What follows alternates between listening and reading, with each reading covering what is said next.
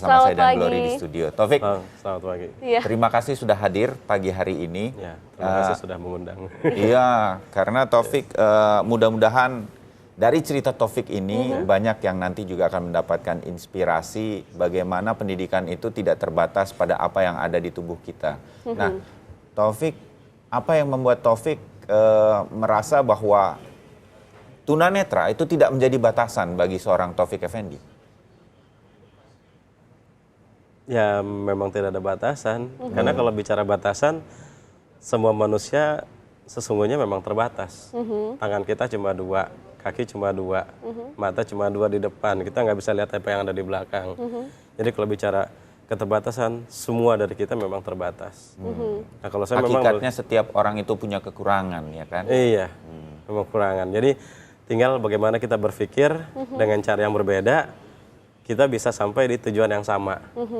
Orang-orang pergi ke suatu tempat dengan motor, ada yang dengan pesawat, ya kita harus jalan kaki, harus merangkak, ya nggak apa-apa. Memang itu bisa kita lakukan, ya kita lakukan. Yang penting kita sampai di tempat yang sama. Nah, sebelum kita bahas lagi pencapaian-pencapaian Taufik nih dan bagaimana prestasinya saat ini, pembelajaran-pembelajaran yang kemudian sudah dilakukan, kita kembali dulu ke cerita bagaimana dulu ketika orang tua waktu itu juga melihat apa yang bisa dilakukan nih ya kira-kira oleh seorang Taufik nanti ke depannya, diberikan pelajaran atau juga kursus waktu itu memijat begitu ya, atau sebagai terapis. Dan saya dengar sempat rumahnya mau dibuat sebagai tempat untuk pijat begitu, sempat direnovasi ya bahkan. Coba cerita sedikit Taufik, waktu itu kenapa yang membuat orang tua batal akhirnya, nggak jadi deh gitu? Oh, ya meskipun memang orang tua guru ya, guru SD, tapi kan memang kehidupan masyarakat yang disabilitas tidak pernah ada di diskurs pendidikan. Tidak pernah masuk di sekolah, tidak pernah masuk di textbook. Makanya masyarakat meskipun pengajar tidak punya informasi tentang bagaimana kaum disabilitas bisa berfungsi dengan baik, bisa terus menggapai mimpi-mimpinya dengan cara-caranya mereka yang berbeda. Akhirnya orang tua pun sama gitu, tidak punya informasi bagaimana saya bisa Melanjutkan sekolah waktu itu ya? Bisa nanti punya mimpi yang sama dengan orang yang melihat. Gitu, akhirnya yang memang realistis saat itu yang sering terlihat di masyarakat kalau tunanetra pijat. Gitu kan, tukang Maka pijat kemudian pakai Taufik diminta tongkat. belajar memijat lah begitu ya. Iya, karena memang itu yang paling realistis saat itu. Saya paham. Jadi intinya orang tua ingin saya bisa mandiri dulu deh. Gitu. Orang tua pun tidak melarang kalau saya ingin kuliah, tapi yang pasti biar saya bisa mandiri dulu. Yang jelas dulu, yang realistis dulu di masyarakat. Nah, gimana waktu itu Taufik mematahkan itu apa yang diyakini oleh orang tua dan kemudian meyakini mereka saya bisa sekolah, saya bisa sampai ke luar negeri bahkan? Oh ya, saya sempat ngikutin sih apa mau orang tua. Saya kan sempat tinggal di asrama tunanetra di Tanmiat di Bekasi, bola kapal. Saya sempat belajar pijat, tapi kemudian saya saya ke Bandung ya, tidak menyelesaikan pijat itu, harusnya 2 tahun. Saya cuma 1 semester, saya ke Bandung, saya belajar musik. Harusnya juga 2 tahun, tapi cuma 1 semester saya memutuskan untuk kuliah. Akhirnya saya belajar aja, karena di asrama di Bandung itu di Wiataguna, di sana banyak mahasiswa-mahasiswa yang punya jiwa sosial yang tinggi. Mereka sengaja datang untuk membacakan, merekamkan, mengajak pergi kemana-kemana gitu. Akhirnya saya dibantu untuk persiapan ujian perguruan tinggi negeri itu, dan saya dibantu, saya tesnya di ITB. Saya nggak cerita sama orang tua cuma tahunya memang saya mau kuliah.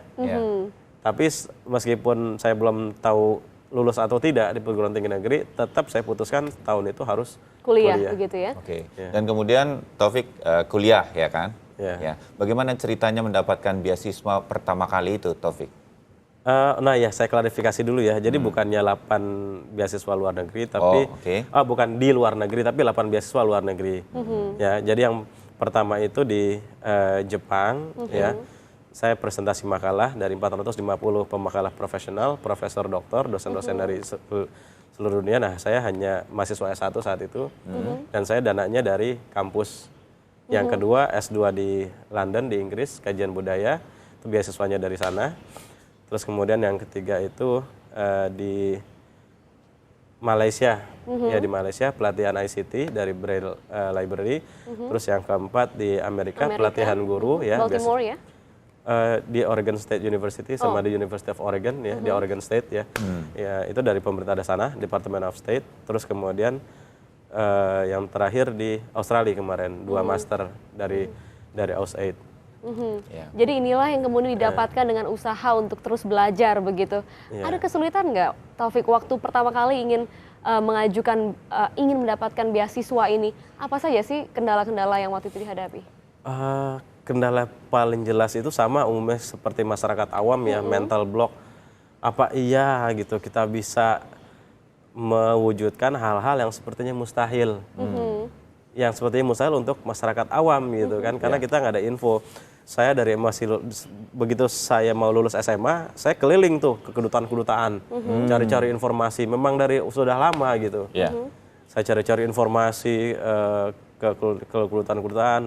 Kemudian begitu sudah lulus sarjana, saya cari-cari info lewat internet ya, dan ternyata banyak gitu. Sebenarnya dan terbuka kemungkinan untuk siapapun tidak melihat dia tunanetra atau apa untuk bisa mendapatkan beasiswa. Tidak ada perbedaan. Persyaratannya sama sejauh kita memenuhi persyaratan, dan intinya ya kita coba download aplikasinya, diisi sebaik mungkin, lengkapi persyaratannya, kirim. Tinggal Dan tunggu deh. berhasil akhirnya Sederhana, mendapatkan pendidikan tersebut, bahkan lulus sebagai lulusan terbaik juga ya dengan predikat kalau yang cum cum laude itu di UNJ, Universitas Negeri Jakarta, 3,5 tahun lulus cum laude.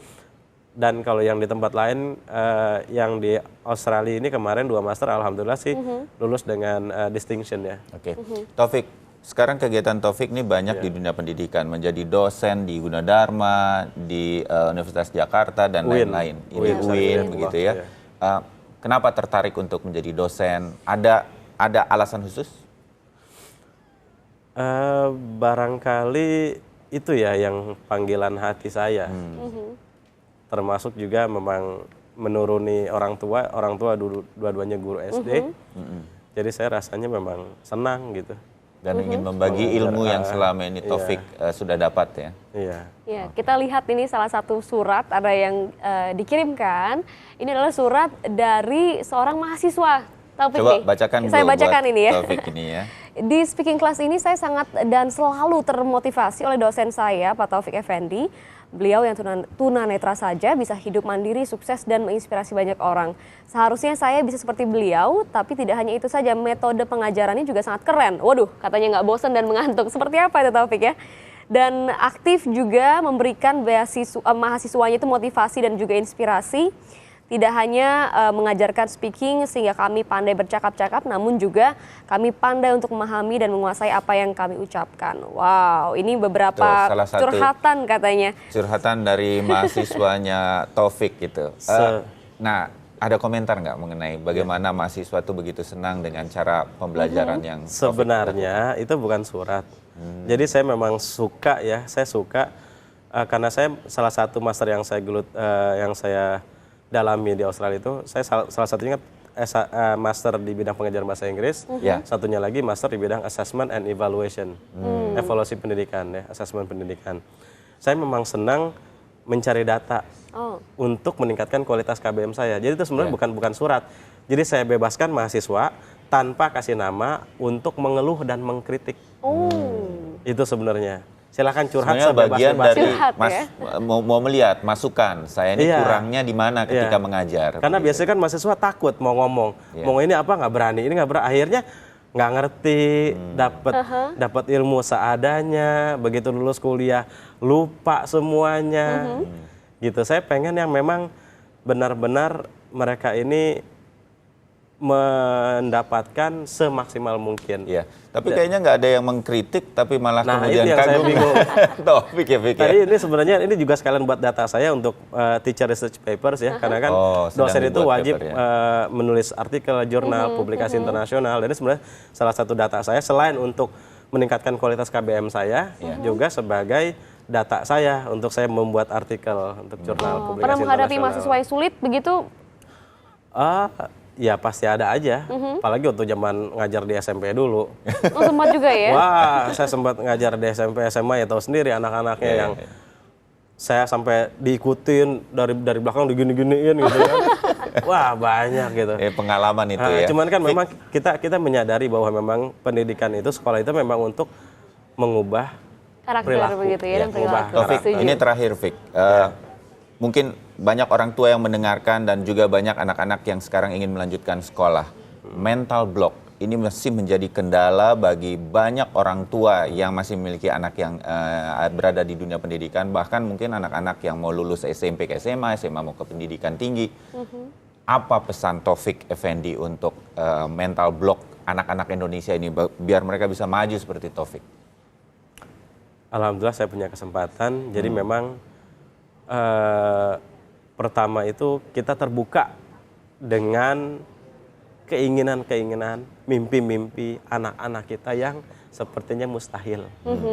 Karena semua juga berawal dari hal-hal yang mustahil.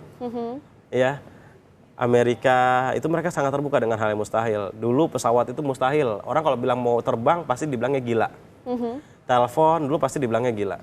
Tapi ternyata yang gila-gila itu, yang mustahil itu hanya butuh waktu beberapa saat hingga bisa terwujud. Dan saya pernah mengajar di satu LSM ya, dan LSM itu memberikan beasiswa untuk anak-anak yang tidak mampu. Dan murid-murid saya ini anak-anak tidak mampu, anak-anak SMK, anak-anak SMA, dan mereka alhamdulillah meskipun dulu mereka tidak yakin bisa lulus sekolah, tapi sekarang bombastis. Jadi harus ada keyakinan begitu mereka ya? sekarang jadi masuk berprestasi di kampus-kampus, mereka punya aktivitas macam-macam dengan minatnya masing-masing, dan mereka juga ya bisa mengajar dengan bidang bahasa Inggris dan macam-macam keahlian mereka. Jadi artinya di mana ada keinginan pasti ada jalan. Pasti ada jalan. Where Ya? there is a will, there is a way. Oke. Gitu. Taufik Terima kasih, Effendi Taufik yang Effendi. sudah menjadi bukti hidup.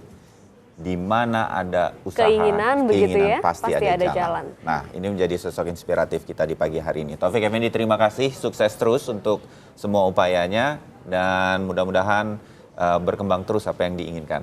Ya.